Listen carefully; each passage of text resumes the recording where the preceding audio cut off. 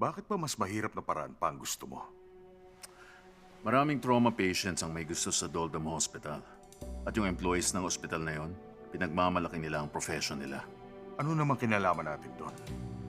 Kung ipapag-iba natin ang Doldam para patayuan ang ospital para sa mayayaman, hindi lang mga empleyado, pati local community makakalaban natin. Oo, sa simula mangyayari nga yun. Pero bigyan mo lang ng konting benefits pag ganon. Sigurado mananahimik din sila.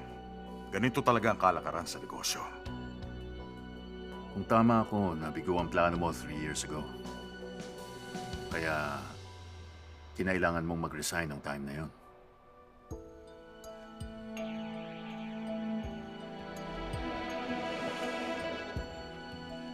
Tandaan mo, hindi madaling kalaban si Puyong Joe. Alam ko. Nakita ko na kung paanong yung mga tao sa Doldam. Hinahangaan siya at sinasamba. O, paano na? Imumulat ko sila sa katotohanan. Ang manipulasyon. Ipapakita ko sa kanilang lahat na ang mga paniniwala ni Master Kim, padalos-dalos lang. Kahit matuwid na paniniwala, pwede talagang manipulahin. Anumang standards ang pinaniniwalaan niya, ipapakita kong hindi realistic at hindi efficient. Isang mundong pwedeng manipulahin ang mga pamantayang moral para mapalabas itong tama o magmukhang masama.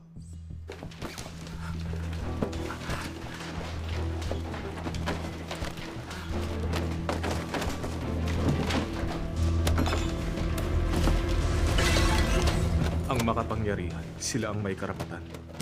At ang may karapatan, pata sa kanila ang unahin ng sariling interes. O sige. Akala mo pag ginawa mo yan, mawawalan siya ng kapangyarihan. Walang respeto ang mga tao sa kapwa nila. Ang katotohanan ng may kapangyarihan. Asahan mo, patutunayan kung tama ako. At si Master Kim ang mali. Ang naging kalakaran sa mundo, kailangang apakan ng mga tao ang kapwa nila para lang mapatunayan na sila ang tama. Nurse Pac, may alam ka rin ba dito na magre-resign na si President? Hindi. Wala akong alam. Itatago pa rin ba natin kahit na ganito na ang sitwasyon sa Doldam? Nangako ka sa akin na gagawin mo. Sabi ni Nurse Om sa akin, nag-resign si President Yot nag-iwan lang ng isang sulat. Masama ang loob ni Nurse O dahil sa desisyong yun. Sa sitwasyon natin, parang hindi na tamang magtago tayo ng sikreto. Sa tingin ko, tama lang siguro na magsabi na sa kanila ng totoo. Ano bang sasabihin niyo?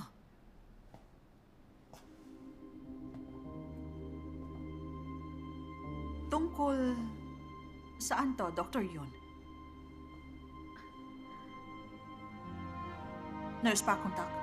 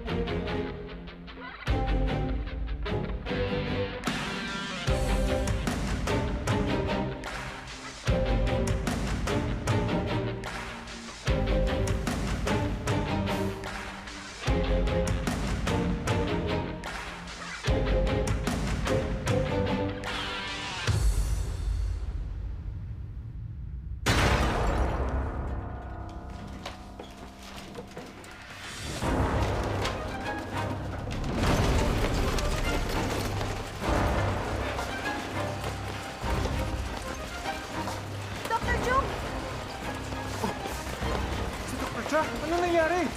Naiwasan ng ina ng pasyente. Ano? Tawagin niyo si Master Kim! Yes, Doc!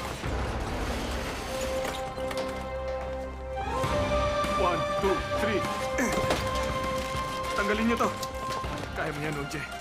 Gising, Unje! Akin na! Ghost, para sa bleeding! Heto po, Doc. Pahingi pang ghost! At pati na rin ang D-set at EV! Basta paabot ako. Dali!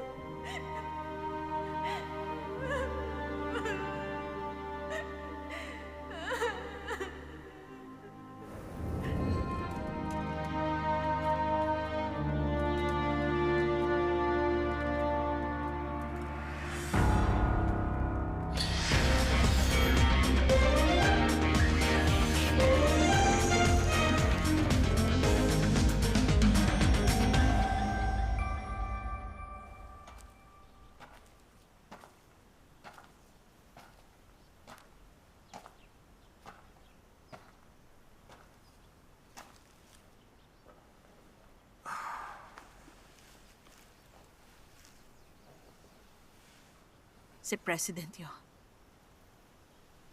May stage 4 lung cancer daw.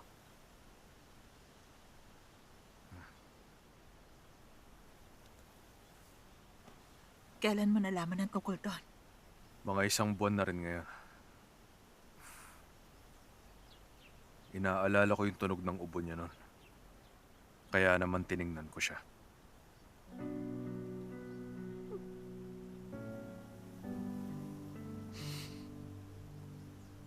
Yun siguro ang dahilan kaya umalis siya nang walang paalam. Ayaw na niyang magkagulo pa tayo rito. Lahat na mamatay. Ang gusto niya, maging tahimik ang paglisan niya sa mundong ito.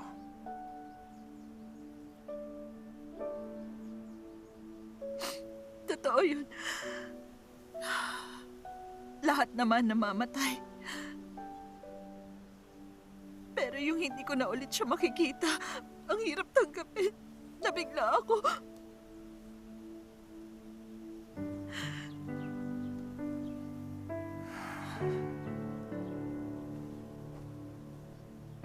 Master Kim, anong gagawin mo kay Dr. Park? Gusto kong malaman ang plano mo.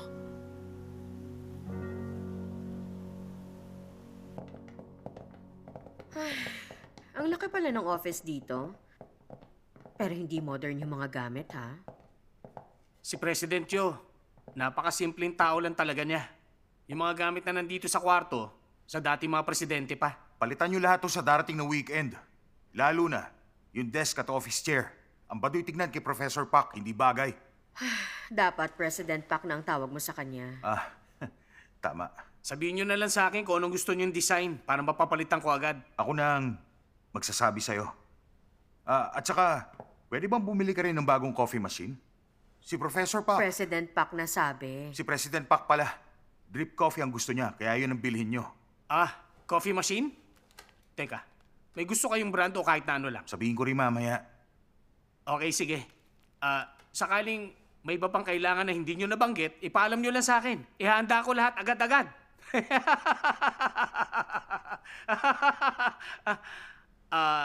Gusto ko lang sabihin, karangalan ko at nagpapasalamat ako mabigyan ng pagkakataong makatrabaho ang napakahusay. At excuse me. Nasa president office ako kung hindi urgent. Ha? Sinong na-injure?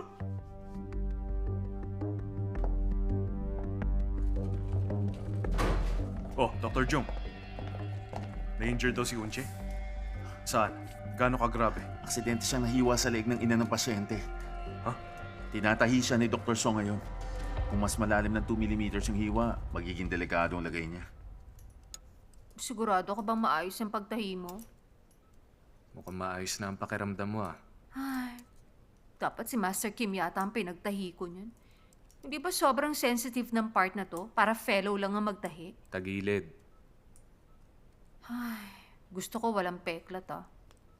Unang-una, hindi ka dapat nakialam. Oh, wala siyang awang mambugbog ng asawa. Mananahimik na lang ba ako nun? Problema na mag-asawa yun ah, okay? Dito sa ospital gumawa ng krimen ng lalaking yun. Meron ka bang trauma sa domestic violence?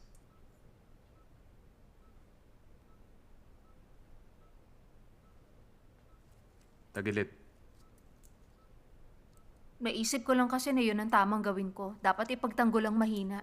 Babae siya. Isa pa, nakakatakot ang naranasan niyang yun. Lalo na't dayuhan siya. Ang tawag dyan, pakialamera. Alam mo, ang tawag doon, marunong kang makiramay. Hindi pangingialam yung ginawa kong pagtulong. Ang mundo ngayon, napakalupit na. Yung mga tao, dapat lang na marunong magtulungan. Kung hindi mo yun ginawa, hindi ka napahamak! Master Kim, Cut. Kat, Anong lagay niya? May bleeding po nung una pero buti na lang. Walang damage yung major blood vessels. May TD at antibiotics na siya. huwag kayong mag-alala, Master Kim. Maliit lang naman yung hiwa. Hindi maliit yung hiwa. Yung ginawa ko 7 stitches. Kaya ko pa rin magtrabaho, walang problema. Hindi naman po masakit. May epekto pa kasi yung anesthesia. Resetahan mo siya ng painkiller. Okay po, Master Kim. Master Kim! Master Kim! Doktor siya. Okay ka lang? Opo, okay lang talaga ako, Manager Jiang. Mabuti naman at ayos ka lang. Bakit? Ano ba nangyayari? Pwede tayo mag-usap doon?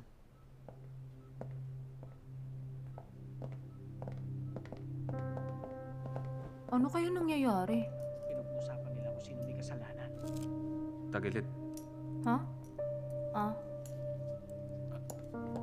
Master Kim!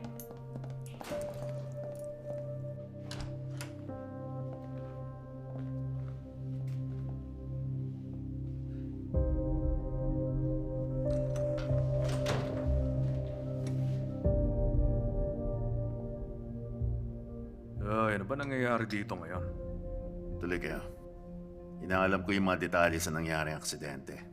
Ay, bakit dito nyo ginagawa yan? Kung gusto mong alamin ang mga detalye, dapat sa istasyon ng pulis. Lalo na may nasaktan dito sa ospital natin. Kaya dapat isangkot ang mga pulis dito. Ang sabi nung lalaki, yung mga binibintang sa kanya, hindi totoo, Master Kim. Ano?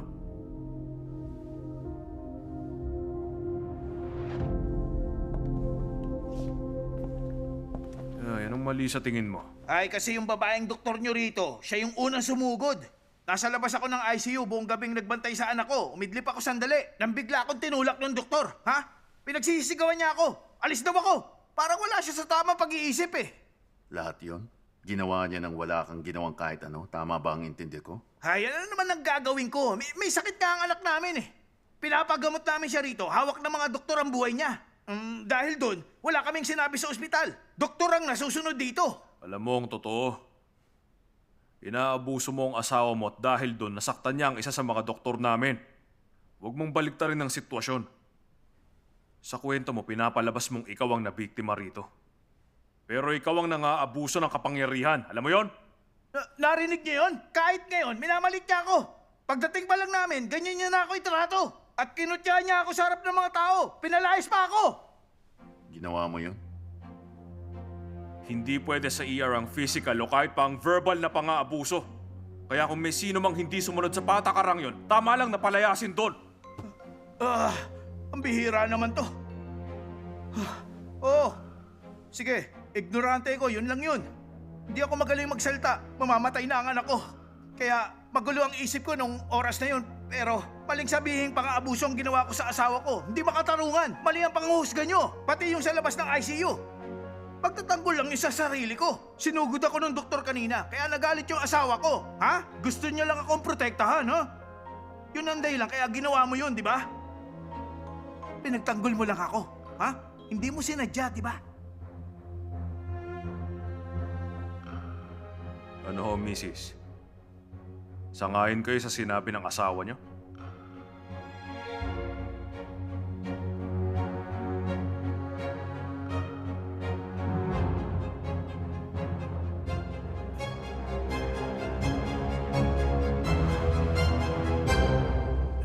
Nako! Ano ba naman yan? ba't pinoproblema natin to? Makikita naman natin lahat sa CCTV. Wala pa kayong CCTV? Meron naman. Pero kasi, Dok, Pwede nating tingnan yung footage.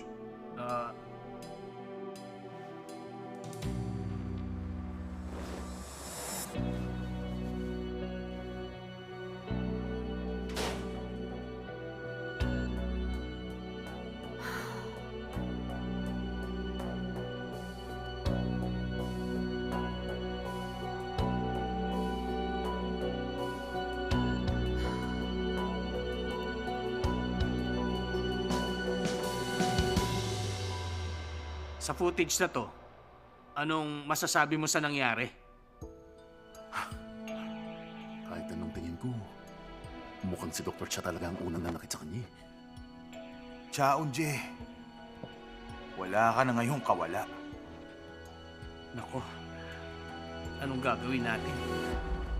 Okay na ako. Ay, sigurado ka bang okay ka na ngayon? Ay, oo naman, okay na ako. Huwag na kayong mag-alala. 7 stitches lang kaya? Kayo ba, hindi pa natahi? Siguro pinakaba ko kayo, no? Nadaplisan lang naman yung leeg ko. Tignan nyo, oh. Ang linis ng tahi, no? Di ba? Nung una natakot ako, grabe yung bleeding. Pero ang liit lang pala nung sugat. Kaya relax lang kayo.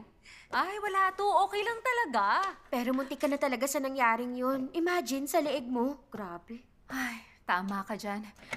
Pero tingin mo, sobrang swerte ko, di ba? 2 millimeters na lang. Major blood vessels ko na sana ang nadali. Minsan, grabe rin ang trabaho natin. Palagi tayong namumura ng kung sino-sino. Tapos nun, nasasapak pa. Minsan, dinidemanda. Ngayon, may cutter pa sa pagsugod.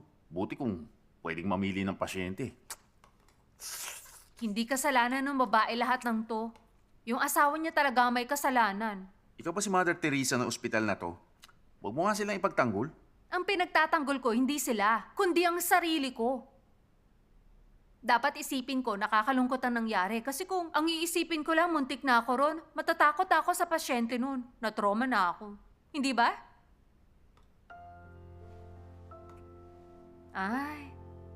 Ay, joke lang yon. Tumawa naman kayo dyan. Okay lang talaga ako. Promise. Ay, grabe. Nag-crave tuloy ako sa caffeine. Coffee lang ako. Ay, nako. Sa tingin ko, hindi talaga siya okay. Tingin mo. Oo, ganun na nga. Ay, nako.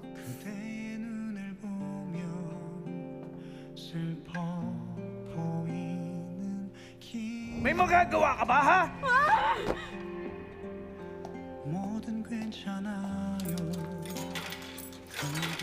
Kung nahihirapan ka na, umuwi ka na. Hindi. Okay lang. Huwag ka magtapang-tapangan. Kung hindi ko gagawin yon, tingin mo ba makakayanan ko to? Pero nasaktan ka. At ikaw naman may nagbabanta sa buhay mo. Teka, ba't bigla yan na naging topic? Ayaw mong pinapakita ang kahinaan mo. Ganon din ako, ayoko rin makita yun ng iba. Pag sinabi kong hindi ko kaya, sasabihin nila mahina ako. Kung takot naman ako, ang sasabihin dahil babae ako. Kung panay reklamo ko, ang dating ko no nakakairita. Sino magsasabi niyan sa nangyari? Mga weird lang naman ang magsasabi niyan. Ikaw kaya tong nauna. Sabi mo sa akin, pakailamera ako. Hindi mo ba masabi kung concerned lang? Ano yan? Pag ako, pakailamera ako. Pag ikaw, concerned ka lang? Ano ba yung standard, ha? Kailan ka nagiging pakailamero at kailan ka concerned lang? Bahala ka na. Huwag na nga. Oy, kunin mo yung coffee mo. Mali na pindot ko. Ikaw na uminom niyan.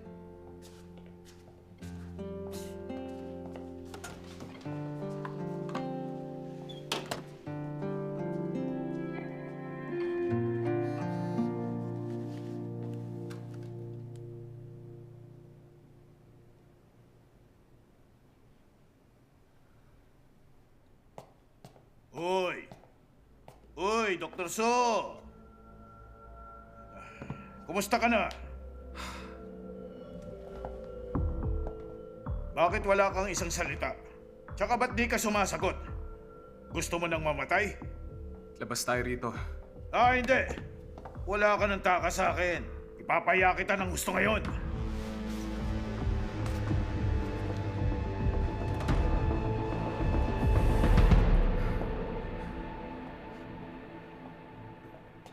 Verso,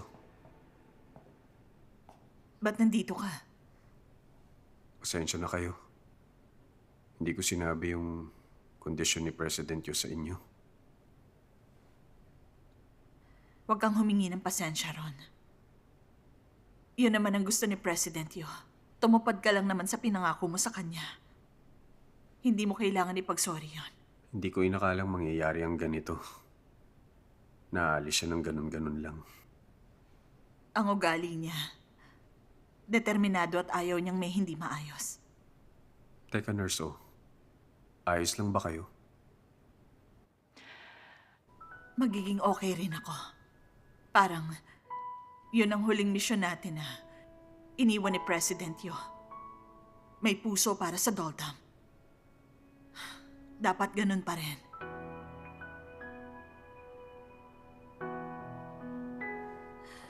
Sabi na injured daw si Dr. Cha. Kumusta na siya ngayon?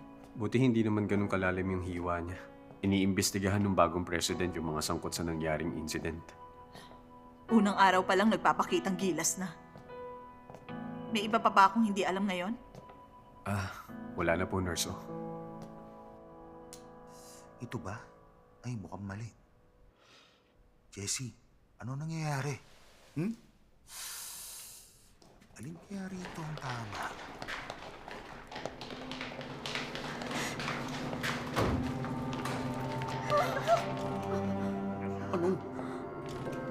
Bakit sobrang lamig, ha? Anong ginagawa mo rito? Ba't nakahubad ka? Wag nyo na lang ako intindihin. Bumalik na kayo sa trabaho nyo. Itong si Sowo Jin lang ang sinadya ko rito. Teka, Dr. So, kilala mo bang taong to? Bakit hindi ka magsalita dyan? Hindi mo naman pwedeng sabihin hindi mo talaga ako kilala. Tandaan mo lahat ng utang mo sa aking loko ka. Nanghiram si Doc sa loan shark. Ano, loan shark? Hindi ko alam ang tungkol doon, pero hindi tama ang inaasal mong yan. Ospital to at pampublikong lugar to. Dali, magdamit ka na at umalis ka na rito bago ako tumawag ng polis. Aba, nakakatakot to. Pero pasensya na. Eto pa nga eh.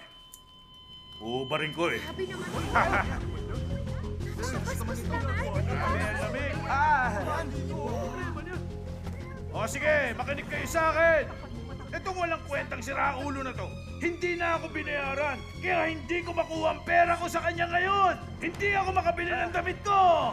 Pati ng pagkain, nagugutom na ako. Ay, hindi man lang ba kayo naawa sa akin kahit konti. Diyos ko, wala na ako. Mr. Go! Mr. Go! Wala po siya, nurse, oh. Panggabi po ang schedule niya. Kung gano'n, sige, tumawag na lang kayo ng polis. Po, nurse, oh. Tama na, umalis ka na rito, ha? Bakit? Nahihiya ka ngayong alam na nilang lahat na may utang ka sa loan shark? Kung ganon, magbayad ka na ng utang mong loko ka. Sandali, binayaran naman kita. Pero kulang pa rin yung binayad mo eh. Akala mo mababayaran kita ng ganito? Kung ganon, gumawa ka ng kasunduan natin. Pagkatapos ko maghubad dito sa harapan nila, dapat kahit paano magbigay ka sa akin. May mga boss din ako, di ba? Bigyan mo ako ng pera o ng kasunduan. Hanggat wala yun, hindi ako aalis. Ay, sus! Ay! Sarap! Dito ah!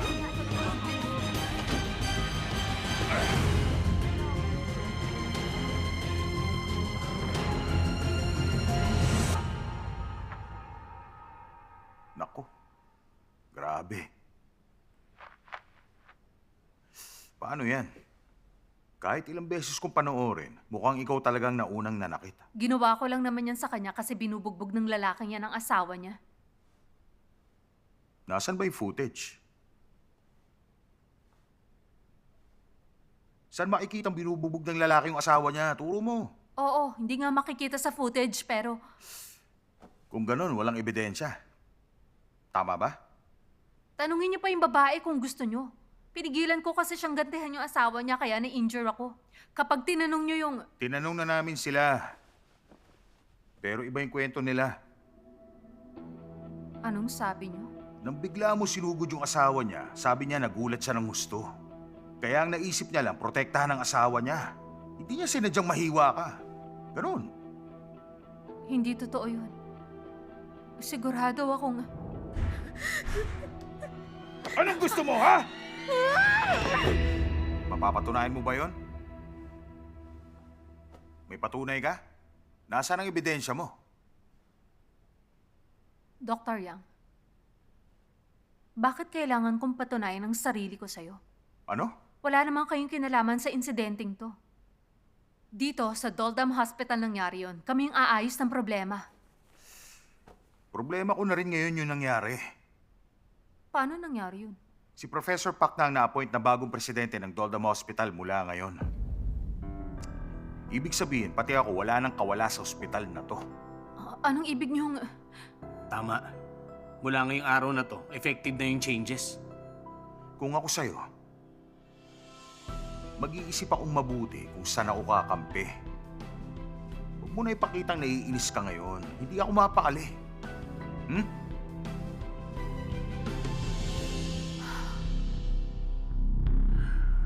Sa Dr. Cha, sabihan mong mag-sorry siya. Ang ospital na rin ang magbabayad sa lahat ng bills para sa surgery ng bata. Pati lahat ng gagastusin nila rito. Tapusin na to. Mas magandang wala nang kung anumang gulo pa. Na-injure yung doktor natin dito mismo. At kung mas malalim yung hiwa niya, nanganib sana ang buhay niya. Tapos ayaw mo ng problemahin natin? Yun ba talagang sinabi mo? Kitang-kita sa CCTV yung nangyaring yun. Nauna si Dr. Chan na saktan yung lalaki. Bigla na lang siyang sumugod. Ay, kailangan mo munang kausapin si Dr. Cha para malaman sa kanya kung may maganda ba siyang dahilan. Sa sinasabi mo, parang gusto mo pang palakihin ang nangyari. Alam mo, lalo nang mapapahamak niyan si Dr. Cha. Anong sabi mo? Pag ignorante at walang pinag-aralan ng kausap mo, walang patutunguhan yun. Masisira lang ang reputasyon natin. Sana maintindihan mo. Para kay Dr. Cha at sa ospital na to, pinakamabuting palampasin ang nangyari. Paano kung hindi ako sangayon? Simple lang yon. Kung hindi ikaw ang leader na kailangan ng GS department, pwedeng-pwede kitang palitan. Master Kim, anong gagawin mo kay Dr. Pak? Sabihin mo sa akin. Gusto kong malaman ang plano mo. Kahit na ano pang gawin natin ngayon, sigurado akong hindi sila titigil. Gigipitin at bibigyan tayo ng dalawang pagpipilian ng mga taong yan. Mamili ka. Pride mo o ang trabaho mo? Anong gagawin mo? Sasabihan mo siya mag-sorry para matapos na to? O gusto mong bumaba ka sa pwesto mo? Kung ganon, wala na tayong magagawa. Kailangan nating mamili. Parang ganon. Dalawa lang yan. Mananalo tayo sa kanila. O kung hindi, panonoorin natin silang isara ang dolda.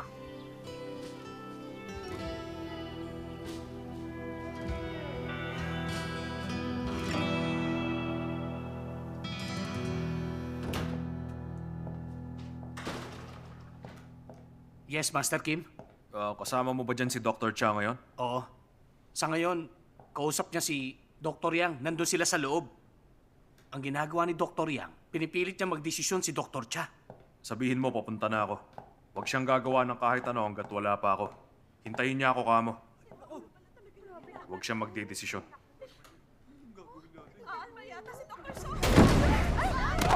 Ay, Dr. So! Dr. So! Lintik! Labas! Ang likod ko! Kita niyo yun? Itong doktor na to, naninipa na ibang tao! Sabi ko, labas! Oo! Malis ka na! Sinaktan mo ako, ha? O sige, halika. Hayaan mong mamasyal ako sa mga kwarto nyo. Kikita ko pag nag-areglo ka. Sige lang! Isa pa! Dr. So, huwag mong gawin yan. Bitiwan mo ako. Ay, isipin mo nga, Dr. So. Papatulan mo ba ang basurang gaya niya? Tigil mo na to. Aba, basura? Basura ba ang tinawag mo sa akin? Tama ang narinig mo. Umaalingasaw ka kasi. So, anong tatawag ko?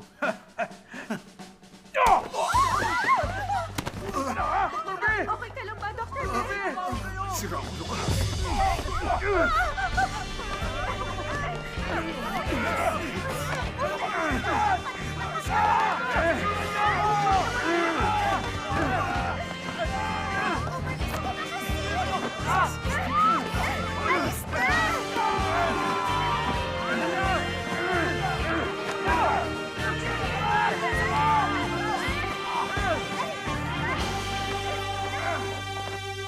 Ay, kaya ko na yan. Huwag ka nang gumalaw.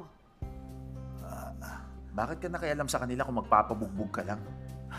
Anong nangyari at biglang sumulpot ang doktor na puro buto lang ang alam? Magpasalamat na lang tayo nakialam siya. Baka malala pa nangyari kung nagkataon. Naku, dahil sa ginawa mo, nailigtas mo si Dr. So? Huwag yun hang gawing big deal yung ginawa ko. Grabe, sobrang galing mo, Dr. Be. Dr. Yunarum, parang lahat na lang yata ng tao sa'yo magaling. Oo, tama ka ron. Marami talagang magagaling dito sa atin. Kaya gusto ko dito.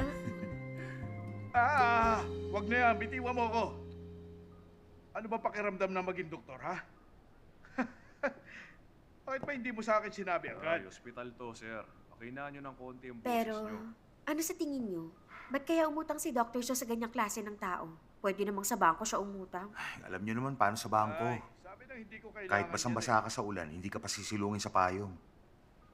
Kailangan niya ng pera pero wala siya malapitan. Baka wala siya ibang choice kundi mangutang sa loan shark. Siguro nga. Ano man ang totoong nangyari, mukhang napakapangit ang sitwasyon ni Dr. So. Ay, sus. Ay, tama na nga yan. Tumawag ka na lang ng pulis. Sasabihin ko sa kanila kung magkano utang ng lokong to sa akin, ha?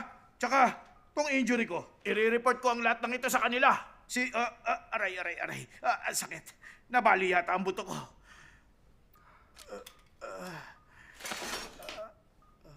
Sandali.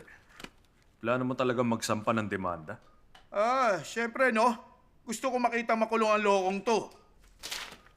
Kung yan talaga ang gusto mo, sige. Nurse pa contact. Tumawag ka na ng pulis? Opo. Siguro papunta rin po sila. Sige. Pagdating dito, samahan mo agad. Diretso mo sa kanya. Pero, gusto ko lang ipaalam sa'yo na magdedemanda rin ng ospital laban sa'yo. Magdedemanda kayo? Bakit naman? Nakalimutan mo bang sinuntok mo yung isa sa mga doktor namin? Pagkakatanda ko, ikaw ang unang nanuntok sa kanya, hindi ba? Hindi lang yon. Basta ka na lang pumasok sa ospital na to. Inistorbo mo ang staff namin, illegal na nangolekta at nagbanta ka pa. At saka sino bang nagbigay sa'yo ng karapatang maghubad kahit saang lugar mo gusto? Sabihin mo nga, lalo na sa publikong lugar.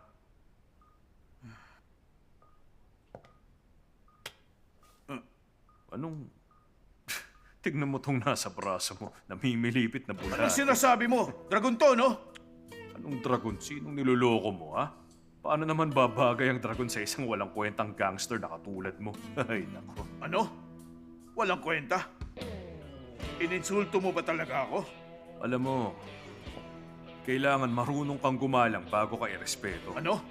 Kayo, mga gangster kayo. Para kayong mga lintang nagpapautang sa matindi ang pangangailangan at sumisip-sip ng mataas na interes na wala sa katwiran. Linta ba? Nagpapatawa ka ba? Teka, sino ka ba? Doktor ka ba talaga rito? Ako? Doktor ako sa mga nangangailangan ng medikal na tulong. Pero nagiging asong ulol ako pag ang kaharap ko tulad mong gangster na walang kwenta. Pwede ako maging kahit sinong gugustuhin ko. Kaya punta ka lang dito ulit pag may sakit ka at magpapagamot ka o kapag injured ka. At isa pa, ano bang pumasok sa kukote mo? Huwag ka na nga ulit maghuhubad dahil lang sa gusto mong mag-striptease. Tignan mo yung tsura mo. Hindi ka pa nahihiya kahit konti.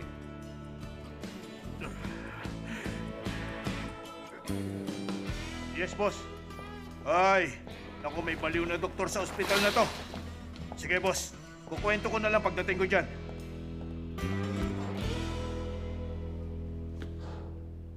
Sojin. Sumunod ka sa akin. May 2 fellow doctors sa Doldom Hospital. Yung isa pinagbabantaan matapos mangutang sa loan shark. Samantalang yung isa naman, gumagawa lang ng gulo pero hindi naman makapag-opera dahil sa nausea. Pinapatakbo niya ang ospital na to kasama ng 2 baliw. Parang nakita niyo na rin ang pagkatao ni Master Kim. Tama ka. Naliligtas nga niya ang mga pasyente. Paano niya nagagawa yun ng baliwang kasama niya? Ibang klase siguro siya, di ba?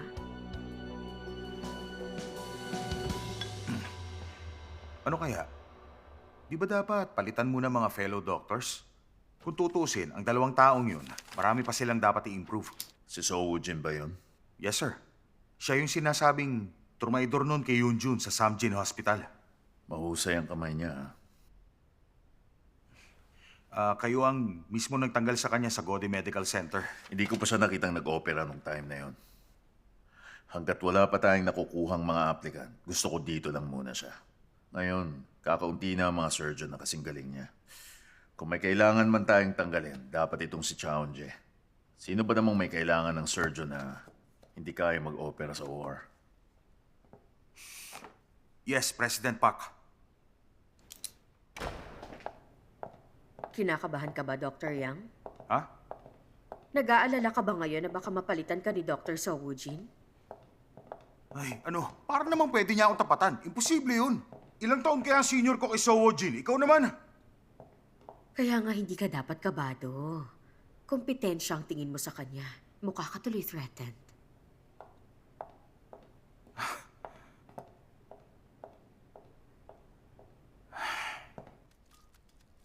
Gaano katagal ka na ba niyang hinaharas? Magkano ba ang utang mo, ha? O bakit? Ayaw mong sabihin? Opo, Master. Dahil ba yan sa pride mo? Alam niyo, hindi ako sanay sa ganito. Hindi ako makwento sa iba ng buhay ko.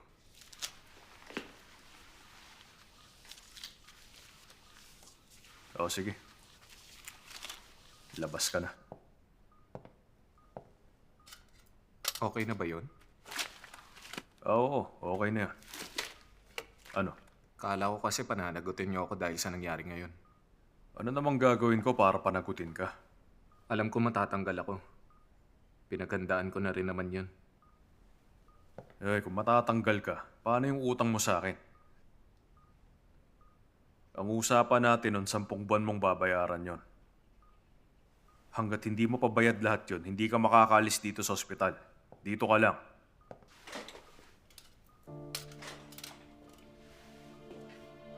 O bakit? May sasabihin ka pa ba? Bakit po sobrang bait niyo sa akin? Anong mabait? Ang alam ko lang sigawan at pagalitan ka. Yun nga sinabi ko. Kalimutan mo na yung ibang mga bagay. Intindihin mo yung mga pasyente. Ayos na yon.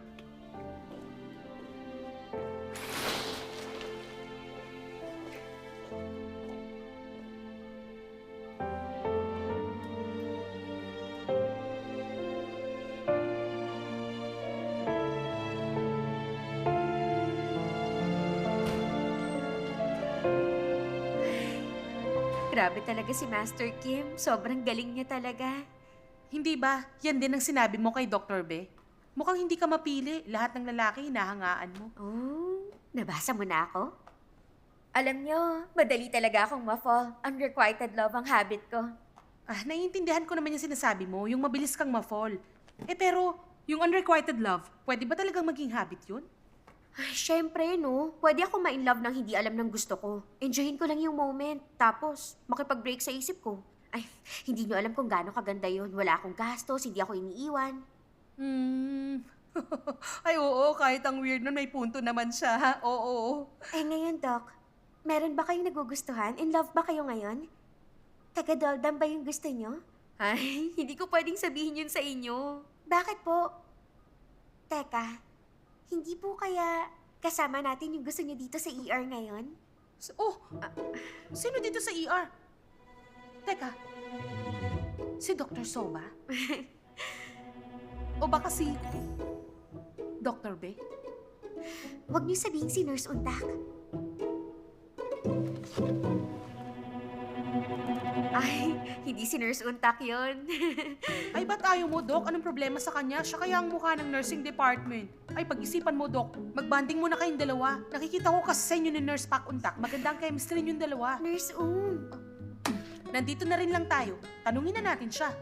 Nurse Pak Untak, anong tingin mo kay Dr. Yun, ha? Bumalik na nga kayo sa trabaho. Kita mo na, hindi siya interesado. Anong chemistry ka dyan? Walang ganun. Wala ka naman talagang alam eh. Nurse Pak Untak, busy ka ba? Oo. Bakit? Naisip ko lang kung kumusta ni si Nurse O. Kumusta na siya ngayon? Okay na siya? Okay naman siya. Mabuti naman kung ganun. Nag-alala ako sa kanya.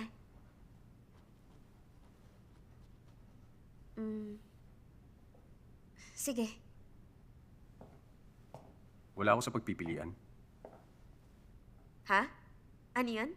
Sabi mo kanina, habit mo lang yun. Wala kang gastos at hindi ka iniiwan. Pero, bakit hindi ako kasama sa pwede mong magustuhan?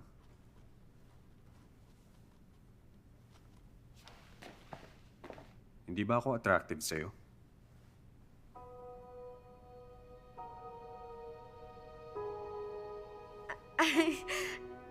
Sinabi ko lang yun kasi ayokong mapahiya ka sa harap ng ibang tao. Nandun sina Nurse Om at Nurse Jo kanina eh. Walang ibang tao dito ngayon. Tama ka dyan. Oo nga, no?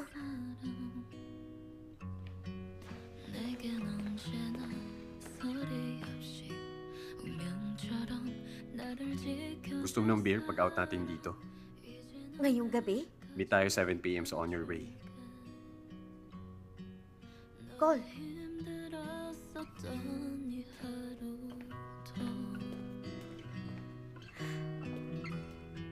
슬퍼지고 괜히 외로울 때도 너의 곁에서 위로가 되는 한 사람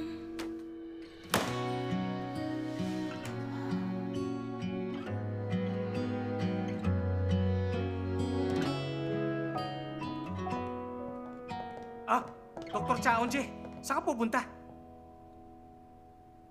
Magsasorry po ako. Sabi ni Master Kim, hintayin mo rin muna siya, huwag ka magdidesisyon. Pero tingin ko kailangan kong gawin yon para maayos na rin po yung gulo. Excuse me pa, manager. Ay, Hindi na. Hindi kailangan yon.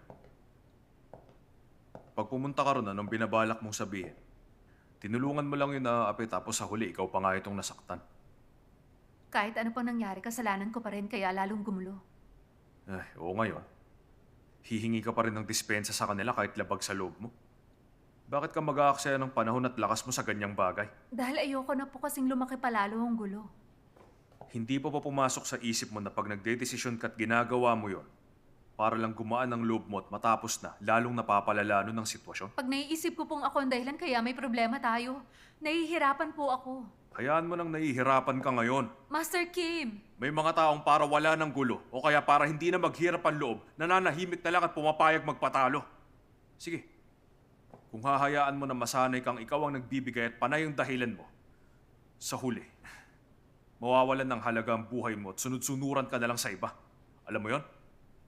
Ang layo na po ng naisip niyo.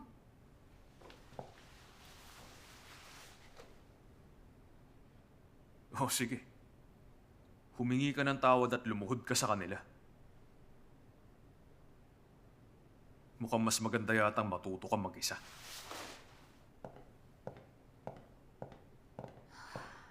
sana maintindihan mong nag-aalala lang sa'yo si Master Kim. Alam ko masakit siya magsalita, pero kadalasan tama ang sinasabi niya.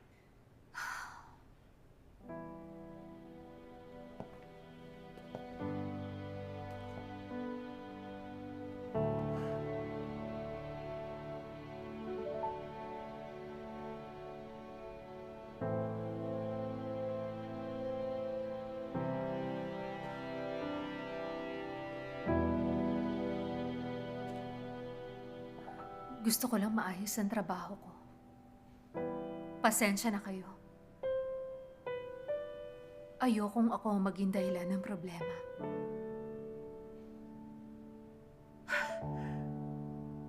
Ay, nako. Pasaway na bata to. Visit. At kung maaayos ang problema pag isinantabi ko ang pride ko, naisip kong sige, yun ang gagawin ko. Naisip kong tamang manahimik ako at palampasin na lang lahat ng to. Naisip ko yun ang dapat gawin. Pero, bakit ganun? Hindi ako mapalagay. Very good. Sinasabi niya sa akin na magaling ang ginawa ko. Mas matalino ka pala kaysa sa akala ko. At parang ina-acknowledge niya ako. Sinabihan niya pa ako matalino. Pero Balita ko nag-struggle ka raw dahil sa nausya mo. malaki na po ang in-improve ko ngayon. May nireseta po sa akin si Master Kim na gamot. 2 na ang successful na surgery ko.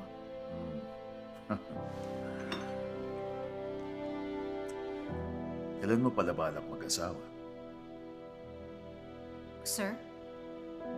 Ba't biglaan niyong natanong yan? Gusto ko malaman kung kailan ka magre-resign dito. Bakit ako magre-resign? Diretsahan na lang tayo. Konti lang ang nagtatagal na babaeng surgeon. Mag-aaral silang mabuti para makakuha sila ng medical license. Pero paglipas ng ilang taong pagsisikap, mag-aasawa na sila. At kung kailan sila naging magaling na surgeon, biglang mabubuntis at magma-maternity leave. Pero bakit biglang hindi ako komportable? Kung magli-leave ka para manganak at palakihin ang anak mo, sa tingin mo sinong papalit sa pwesto mo? Ang gagawa ng trabaho mo yung mga naiwang doktor. Ano, tingin mo ba hindi unfair yun? Sir, sa ngayon, Kaya bihira ako mag-train ng babae. Ayoko. At isa pa, nagsusuka ka kapag nasa loob ka ng OR. Dapat lang kitang i-let go. ano po bang gusto niyong sabihin? Siguradong alam mo na yon.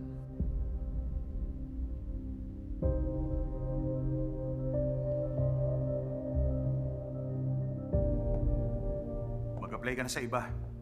Pero sir, Dapat panagutan mo yung ginawa mong problema. kaya nga po humingi na ako ng tawad sa kanila. Hindi pa po ba sapat yun? Eh, paano naman yung damage sa hospital? Hindi mo ba alam na tayo magbabayad sa lahat ng medical expenses nila? First day pa lang ni President Pak, grabing sakit sa ulo na ang binigay mo. Kaya syempre, natural lang naman na managot ka. Sa wakas, naintindihan ko rin.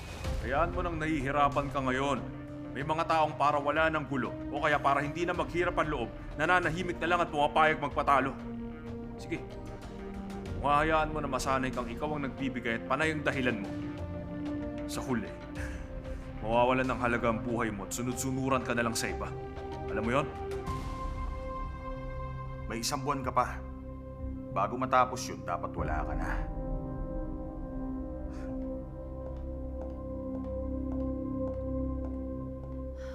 Sobra ako nagpakababa. Dahil doon tingin sa akin, pwede na nila akong apakapakan.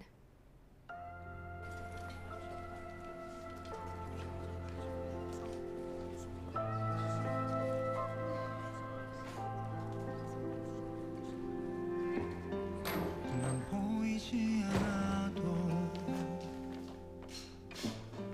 느낄 수 있죠. 그대의 눈을 보면 슬퍼 보이는 기억들 뭐든 괜찮아요. 그대 곁에 잠시 있게 준다면 그걸로 된 거죠. 나는 그대 지켜야 하는 나의 한 사람 약속해주고 싶어. 그댈 향해 난 가고 싶어. 이제 Si Dr. Chaunje, mukhang itinuloy ang paghingi ng dispensa.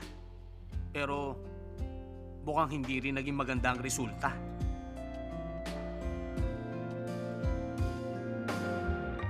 난 지킬 수만 있다면 아무것도 바라지 않아.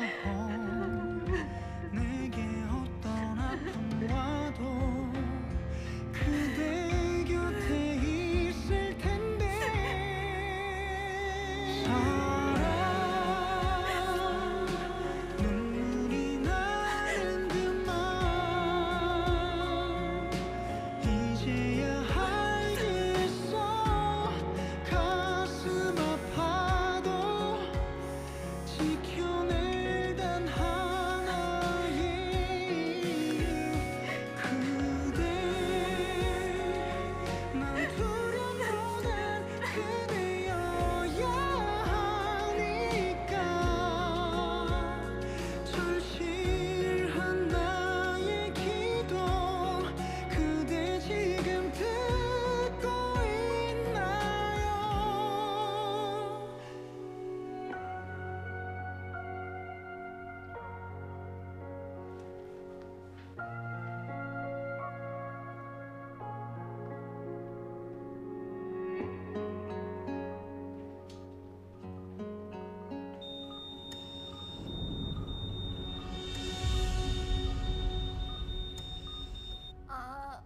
ayan. Buka mo pa.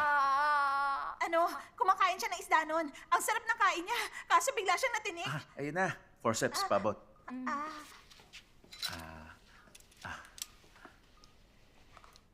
Teka, sandali. Bakit? Ano yun? Pag ganito, ang sabi nila, hindi daw basta pwedeng bunutin na lang yung tinik. Sabi Nino. Sa internet ho, Dok. Ganon? Bakit pumunta pa kayo rito? Dok? Ano ba yan? Sige, Dok. Good boy. Problema talaga yung internet. Punong-puno ng impormasyon. Misleading naman. Kanya-kanyang diagnosis. Di kung ganun, sa internet na lang sila magpagamot, di ba? Excuse, Dok. Salamat. Sige ma'am. Basta ingat na lang po na hindi maulit yon. Bye-bye. Muyin mo ng gusto yung pagkain mo. Sige po, bye-bye, Doc. Bye-bye. Ay. Bigla ako tuloy na miss ang biyol ko. Hello, Doldam Hospital's ER. Sige, tuloy lang. Ano yun? Oo. Ano yun? Ano na namang nangyari?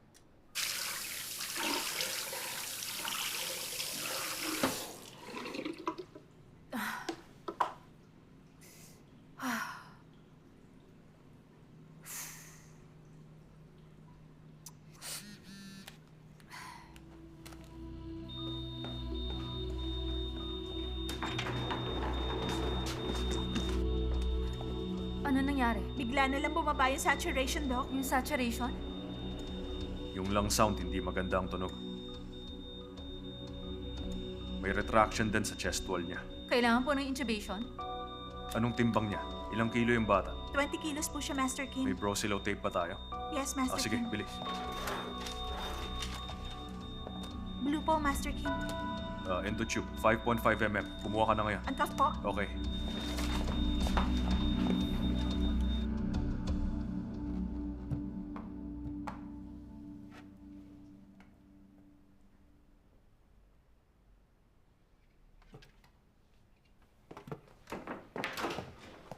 Nurso, may dadalhin dito ngayon ng pasyenteng may terminal renal failure. Tapos? Pero kasi...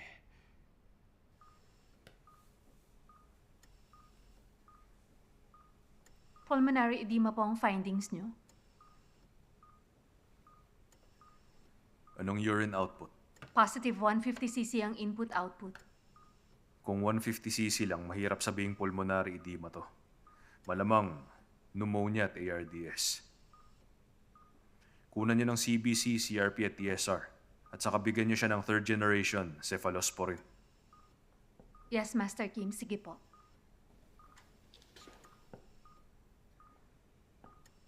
Kausapin mo ang mga magulang. Ipaliwanag mong mabuti ang kondisyon ng bata. Kuha mo.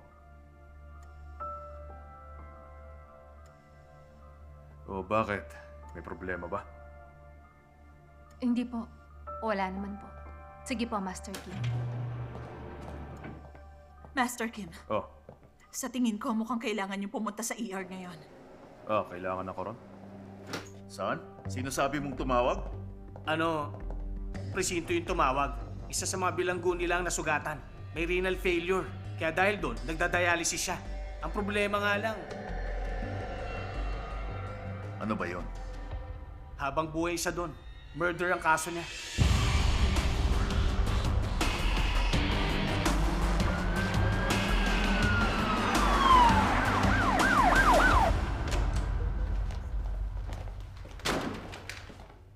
Dr. So, tawag ka sa ER? Oo.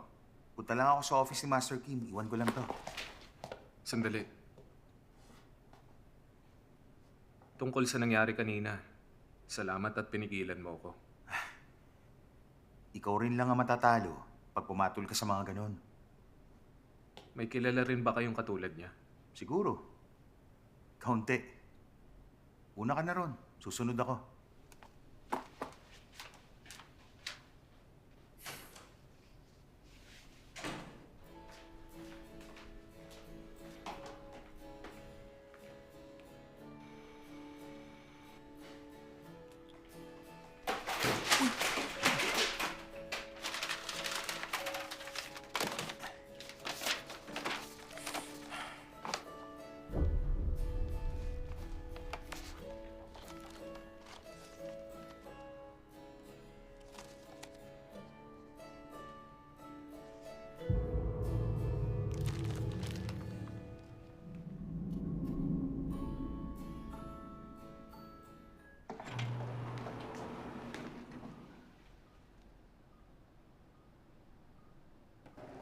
Nakita mo ba kung saan pumunta yung magulang ng bata? Hindi ako sure eh. Parang nakita ko nandyan lang sila kanina eh.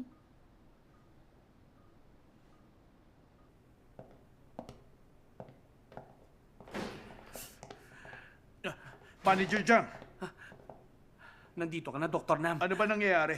Sabi may i-admit raw na may habang buhay na sentensya. Parating siya in 20 minutes. Kaya dahil doon, nagkakagulo ngayon. Ang tindi ng pagtatalo sa ER. Si Master Kim at si Dr. Pak. Dr. Pak? Bilis, tawagan nyo na yung ambulansya ngayon din. Kahit na anong mangyari, hindi natin tatanggapin yon. Teka, sandali. Hindi naman puno ang ER natin ngayon. May mga bakante rin kama sa ward. Hindi rin puno ang OR natin. Kaya anong problema? Bakit hindi natin tatanggapin ang pasyente? Pwedeng manganib sa kanya ang mga pasyente natin dito.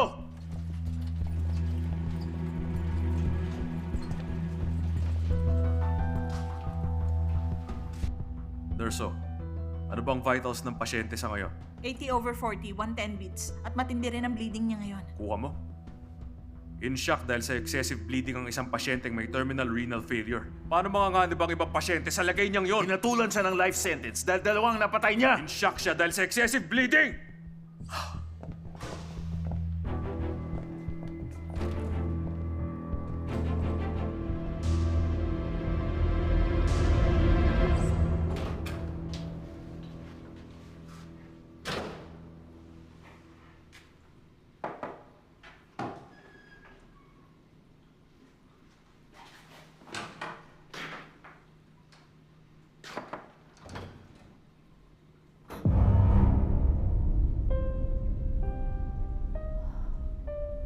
Makinig ka, Dr. Buyongju.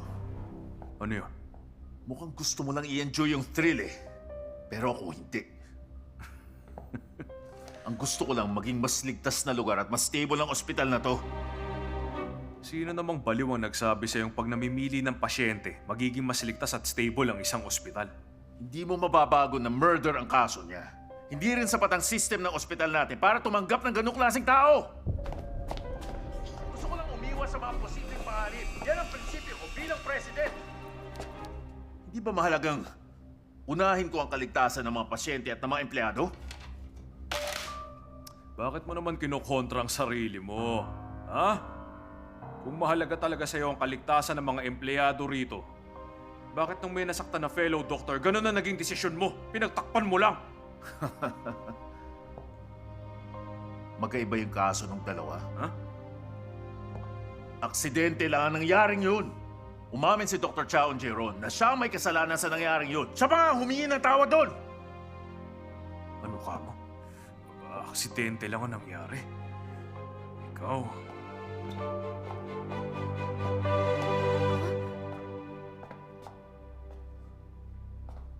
Uy! Anong...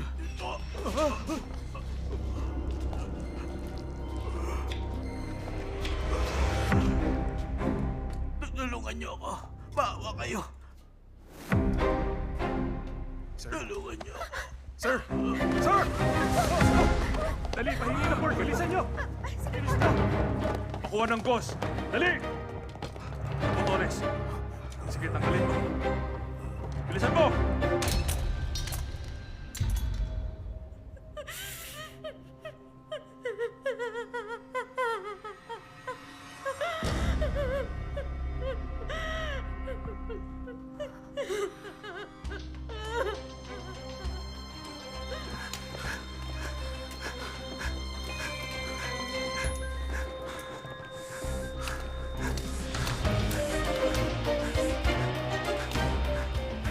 I-check ko yung rita. Wala pa rin. Ako naman ang papalit.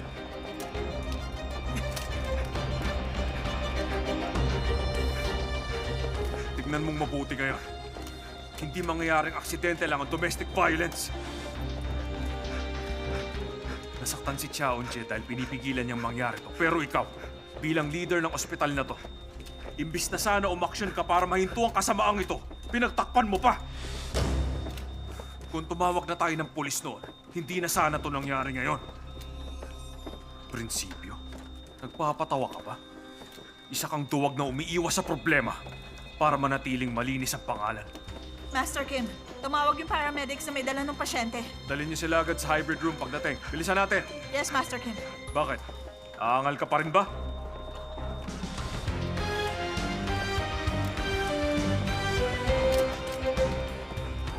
Tingnan ang pulso.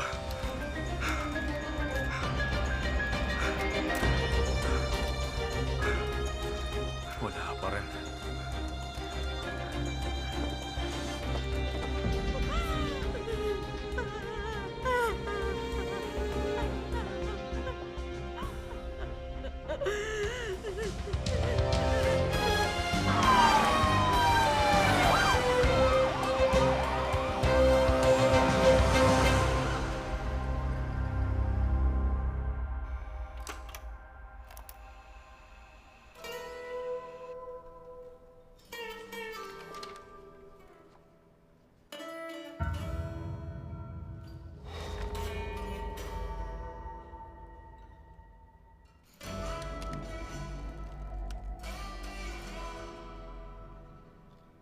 Paano ba to? Jesse.